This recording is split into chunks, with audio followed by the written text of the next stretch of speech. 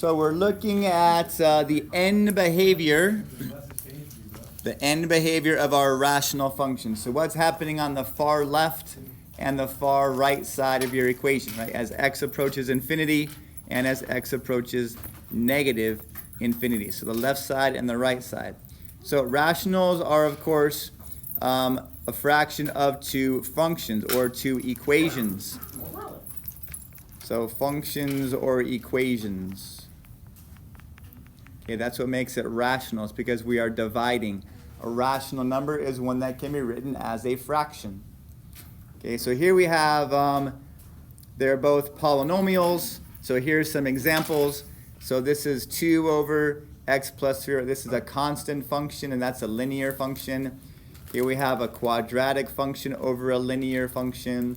Here we have a quadratic over a cubic, right? So these are all polynomials or constants in their equations. Okay, so here we have some cases, right? Depending on what type of a function it is, you're going to have a certain type of end behavior. Okay, so here is our general. So we have coefficients and we have two powers. So n stands for the power of the numerator and d stands for the power of the denominator. Okay, so once again, we have a neutrally heavy rational function. Okay, same degree means our function is neutrally heavy. Okay, in which case, we have this horizontal asymptote that is given to you by your coefficients, and we saw some of that on yesterday's. Okay, so if you have a neutrally heavy function, then we have the horizontal asymptote at y equals the division of your coefficients. Okay, if the denominator dominates the numerator, that would be a bottom heavy. Okay, if our function is bottom heavy, then we automatically have a y equals 0 horizontal asymptote. And then the third case is what happens if it's top heavy. Okay, and this is the hardest part. When it's top heavy, we don't have a horizontal asymptote, but rather we have some other linear type of an asymptote. Okay? Or we could have a quadratic end behavior. So the polynomial comes from the top minus the bottom, and we'll talk about that here. That's the most intense part, is figuring out what the end behavior is of a top heavy rational function. So now we're going to look at the heaviness. So does this function have a horizontal asymptote?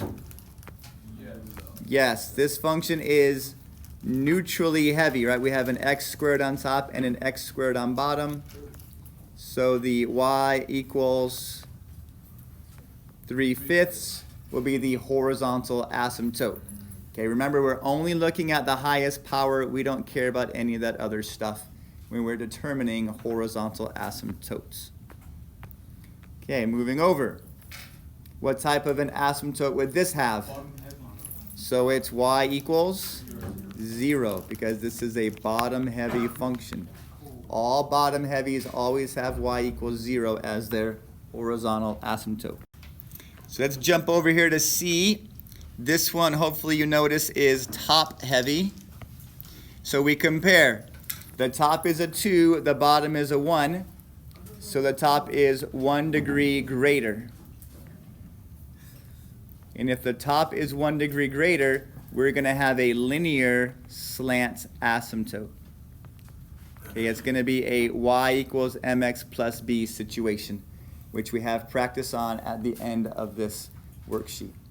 Okay, so if it were twice as big, then we would have a quadratic, and if it were 3 times, it'd be cubic. But if it's only 1 degree bigger, we have a linear slant asymptote. Okay, important to know.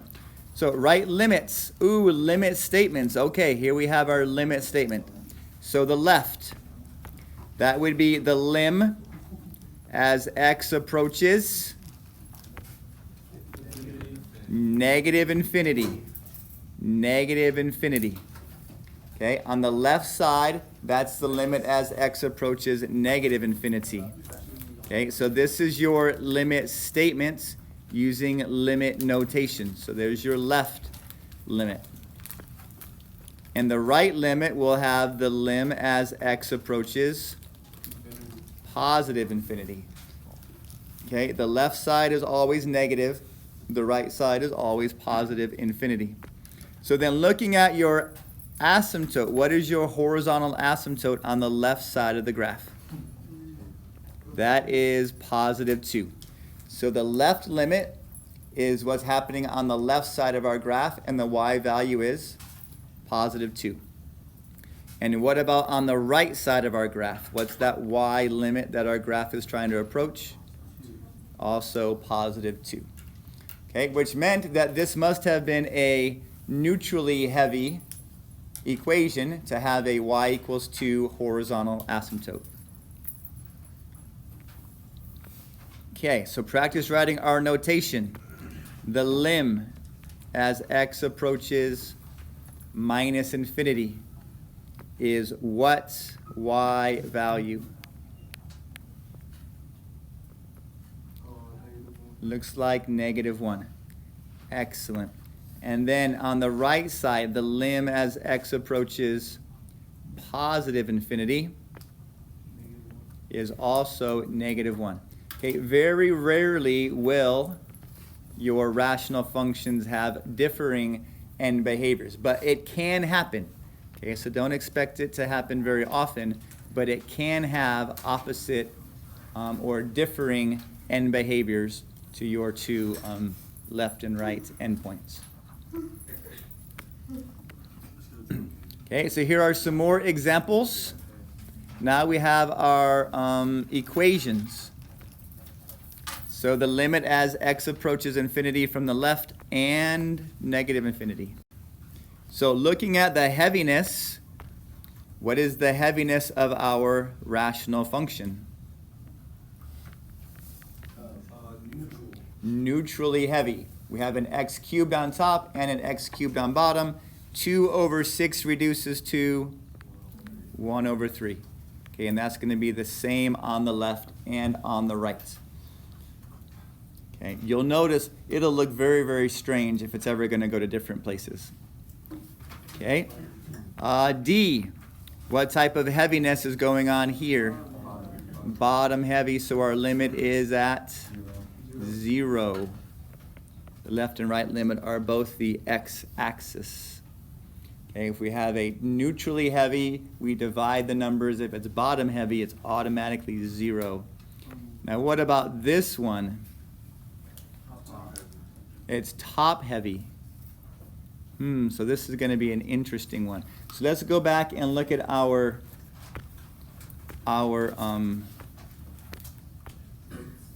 case number 3.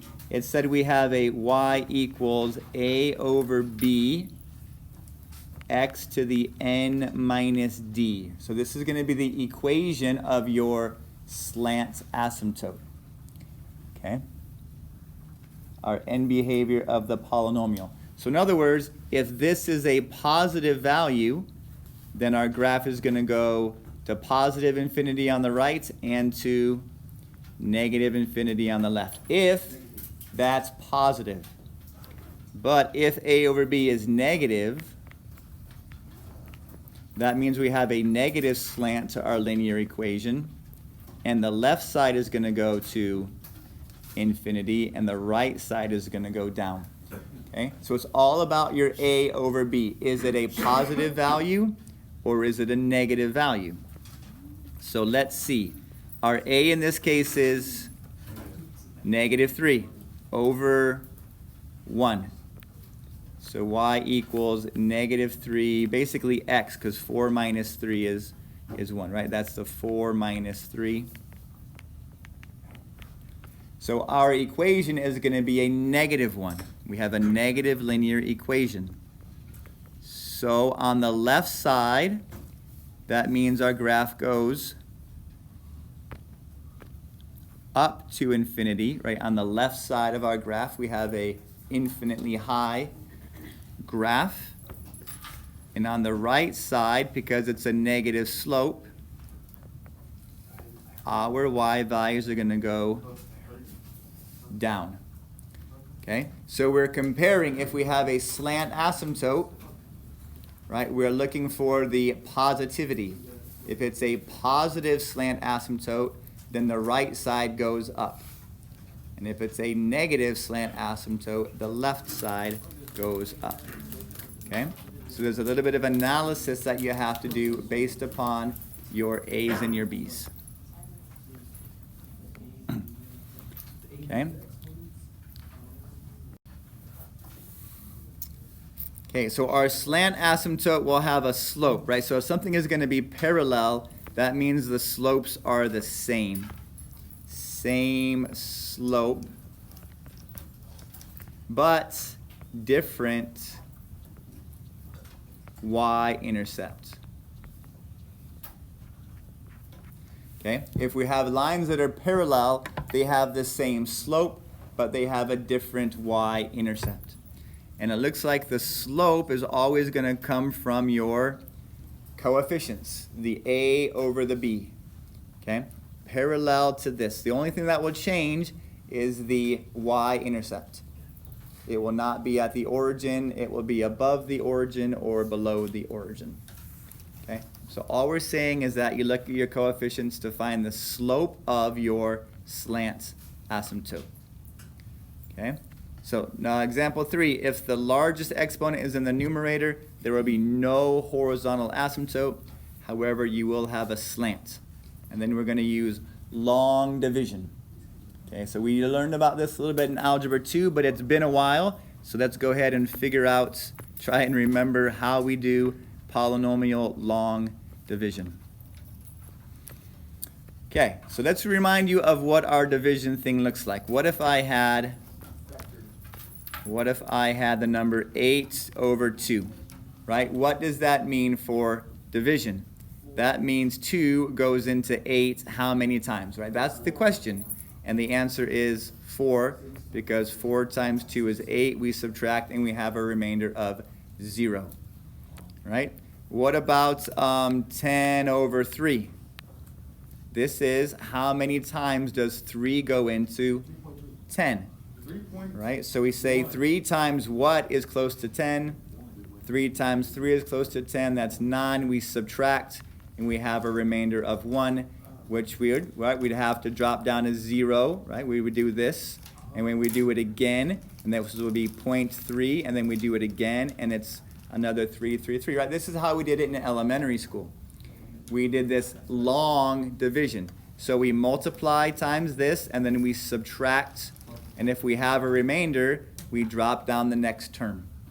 Okay? That's the same thing that happens with our polynomials. Okay, so let's see what happens. This is your x plus 2 is on the outside, and x squared plus 8x minus 1 is on the inside. Right? So this is your divisor, and the top is your divisee. We want to figure out what is the equation that we have when we ask ourselves how many times, quote unquote, does x plus 2 go into this. Okay, so here is your thought process. Our first thought is, by what must I multiply x in order to turn it into x squared? And I have to multiply that by another x. So I put x in my column. So this is my x squared column. This is my x column. This is my number column. So I try to keep things organized. So what we do next is we multiply both of these things out here by x. Right? So x times x is your x squared. X times 2 is plus 2x.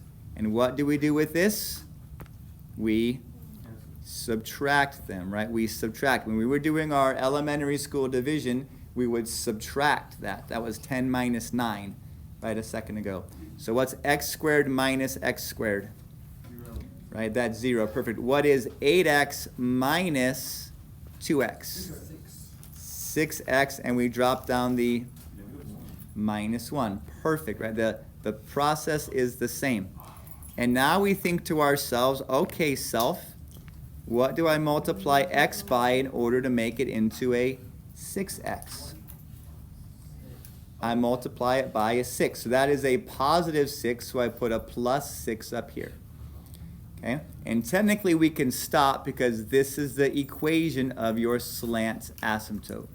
We don't have to actually finish out this problem. But if we were going to, it would be 6x plus 12, right? Because you multiply these by 6's, and then we subtract, and we get negative 13 as your remainder. But nobody really cares about the remainder. All we want to know is your equation for your slant asymptote. Okay, so this is a positive slant asymptote. Is that what it asks? Find the equation. Bam, done. We have found the equation of your slant asymptote. X plus 6. Okay, so that's long division, right? It's going to take a minute, but that'll be okay. So we have x minus 6 on the outside and 3x squared plus 4x minus 1 on the inside. Okay, so this is how we set up our long division. And our first thought is, what do I multiply x by in order to have a 3x squared? 3x. I have to multiply it by 3x. So then I come out here and I distribute 3x into both of my terms. Don't forget about that second term.